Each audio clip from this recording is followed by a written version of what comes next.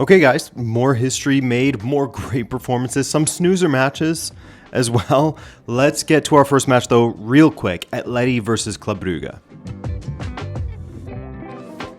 Atletico, they get it done. They get it done against Club Brugge. Look, for a moment I thought that this match was going to go how I said it could in the preview, Brugge finding a way to surprise Atleti. In the first half, it looked completely possible at times, with Brugge outplaying Atleti until they weren't. Atletico Madrid looked like a completely different side in that second 45 from the team that labored in Belgium and at times in the first half. There were moments when Club Brugge were manipulating that back line so easily with their passing. There was always an open man to play the ball to. They were getting dangerous balls into the box.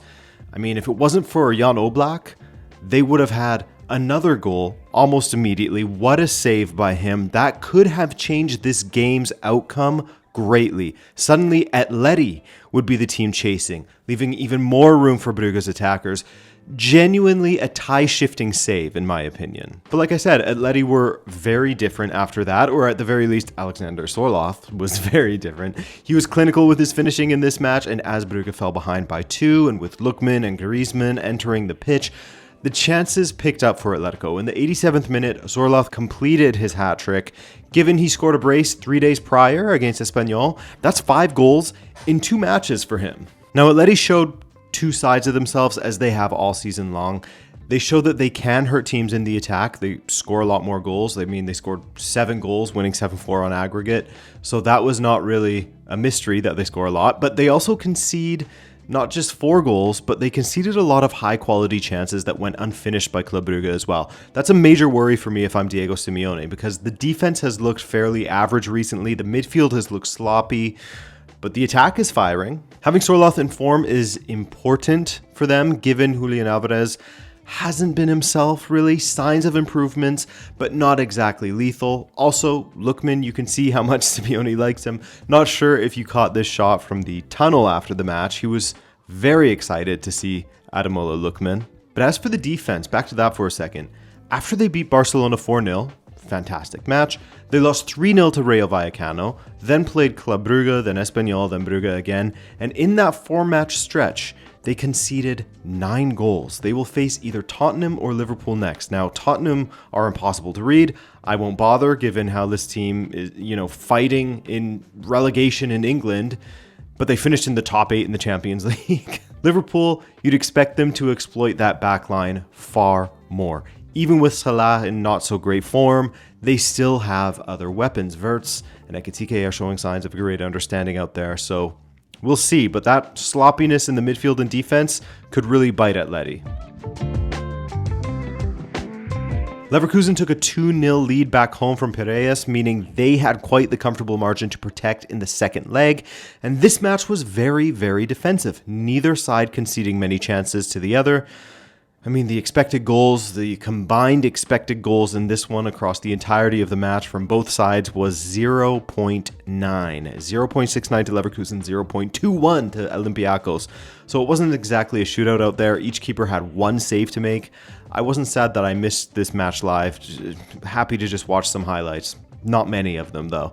Leverkusen will now face one of either Arsenal or Bayern, so things get considerably more difficult for them, as you would expect, as the competition rolls along stage after stage. Bayern eliminated them last season, while Leverkusen haven't played against Arsenal since the 2001-2002 season. They drew once, and Arsenal won 4-1 in the other group stage match that season.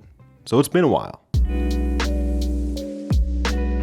Newcastle United were already through basically after winning 6-1 away to Karabag, so the second leg felt kind of like a formality, and after 6 minutes, Newcastle were already 2-0 up. They'd get 3 in the end, concede 2, and condemn Karabag to now being the team that has conceded the most goals in a single Champions League season, as you can see here from this graphic. Unlucky, fellas. Now, Newcastle United move on as expected, and they'll continue to be a dangerous side in this competition. They face one of 2 teams that they have the capacity of beating across 2 legs, those being Chelsea or Barcelona, depending on who they get in the draw. They played Barcelona already this season and just fell 2-1 thanks to that massive performance from Marcus Rashford. And against Chelsea, they're undefeated in their last 3 meetings, 2 wins and a draw. So again, optimism there with whomever they draw. Plus, their Champions League form has been kind of separate from their domestic form, where they're 11th in the Premier League, out of the League Cup, still alive in the FA Cup, but facing Man City, the team that bounced them from the League Cup. So a European run would be very much welcomed by the fans. Of course, this was the headline stealer. Bodo has fully become that team that people will doubt, and I include myself in here, by the way, that people will say, wow, that was impressive. Unfortunately, their time stops in this round, and they will just continue to prove us wrong. They're on an unbelievable run of matches right now, having drawn Borussia Dortmund, beat Man City, beat Atletico, and then not once but twice beat Inter. Hell, if after that first leg they held on and lost 1-0 or 2-1 or something, everyone would have been impressed with that achievement. But to win 3-1 at home, then go to the San Siro to take on Serie A's runaway 10 points ahead leaders and beat them there as well? This wasn't some fluke either. Bodo were convincing in their win. As I said in the last couple of videos, the way that they move the ball around in the attack, especially in transition, is very impressive. The way that they can pick their way through the opposition's defense, even when they had lengthy periods of possession, it's not just in transition. They had that passage of play that went a bit viral where they were able to keep possession for a good 45-50 seconds, playing with a maximum of 3 touches per player, shifting Inter's defenders and midfielders out of position with their passing and movement. So impressive. Ended with the ball being played through, getting squared, but blocked by Akanji. But still, they can ball. Speaking of Akanji, he played a massive role in this Bodo win with his very, very confusing giveaway. That's disappointing from a senior player like that, but Bodo's second goal was all class, man.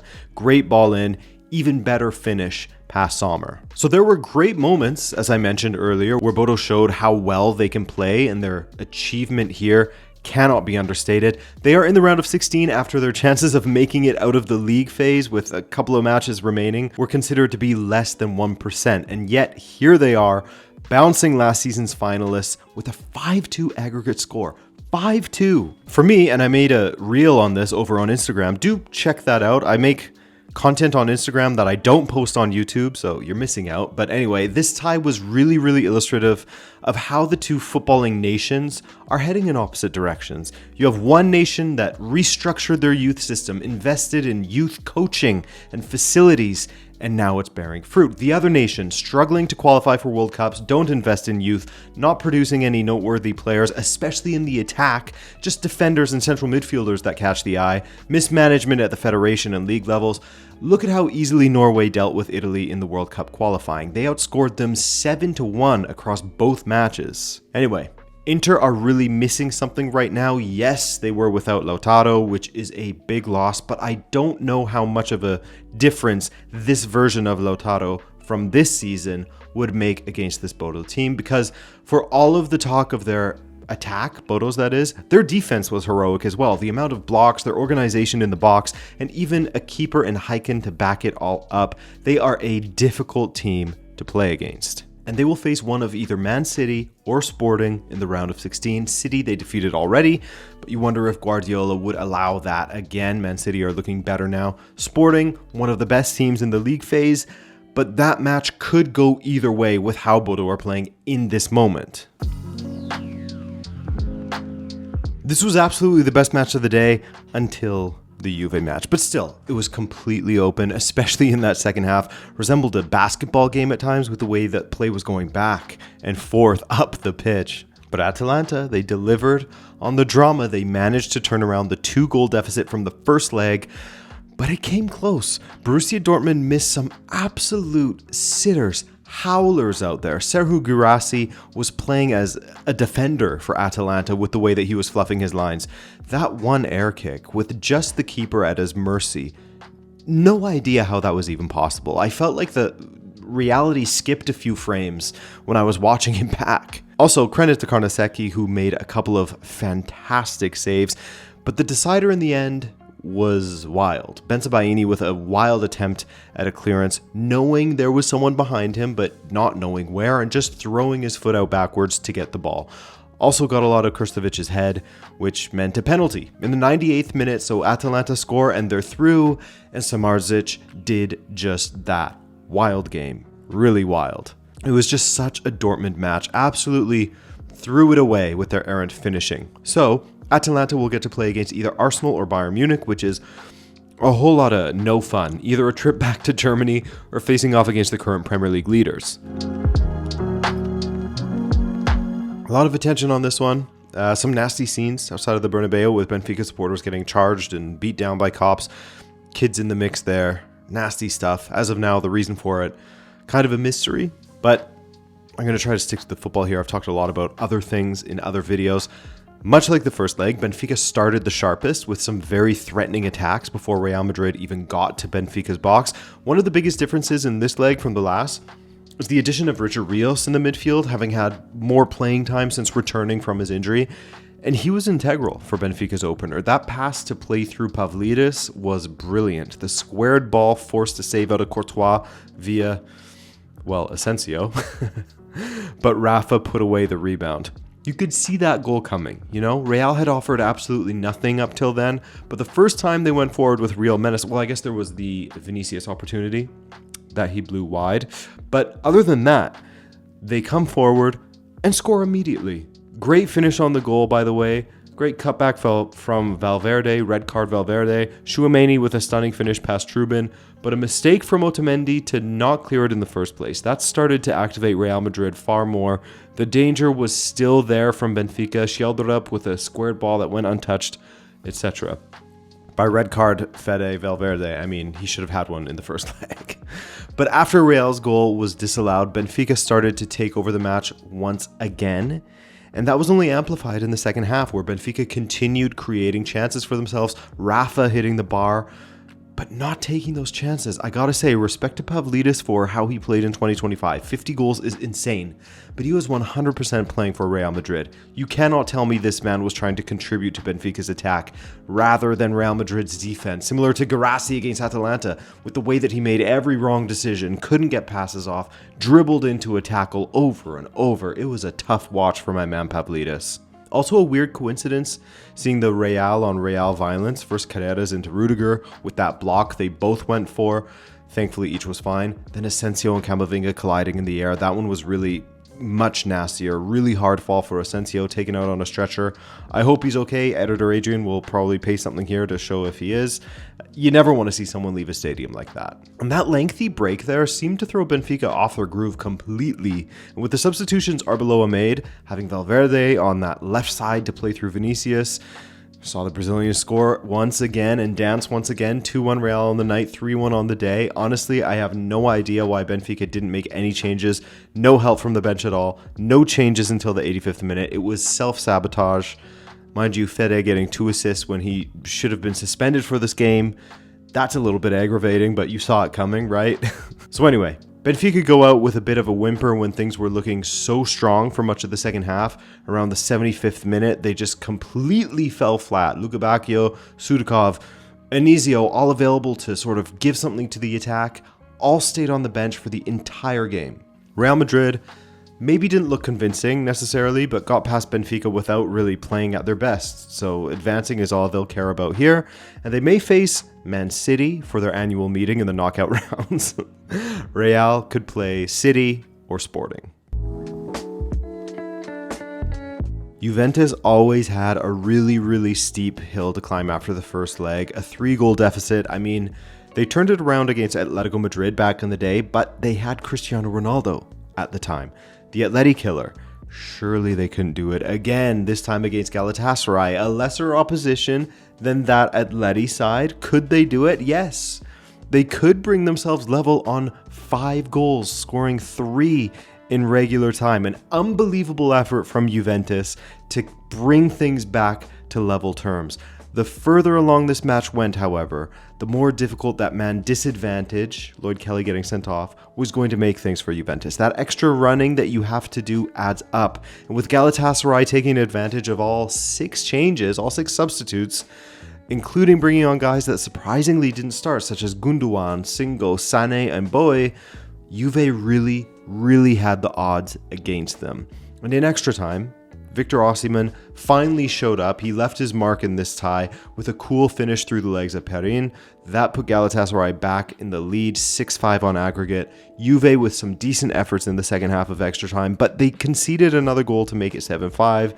They were absolutely exhausted out there, but rightfully got a standing ovation from their supporters. They fought and fought all the way to the end, fino alla fine, but just fell short. So, Galatasaray, they will play one of Tottenham or Liverpool. Massive credit to AS Monaco for how they played across these two legs against PSG, especially in this match where they were playing away to PSG at the Parc des Princes. We were very close to going to extra time if Monaco hadn't put that squared ball wide of Safonov right at the death. Monaco scored first, a birthday goal for Akliouche, and PSG didn't find the back of the net until the second half after Koulibaly got his second yellow to put Monaco down a man in this game. Marquinhos and Kvaratskhelia with goals in 6 minutes, the 60th and 66th. However, Teze's 91st minute goal made things very touch and go, while the aforementioned miss from Monaco right at the death. We were nearly looking at extra time in this one as well. So not very convincing from PSG, the defending champions who are just a little bit off this season. It looks like they're coming back, then they fall back again.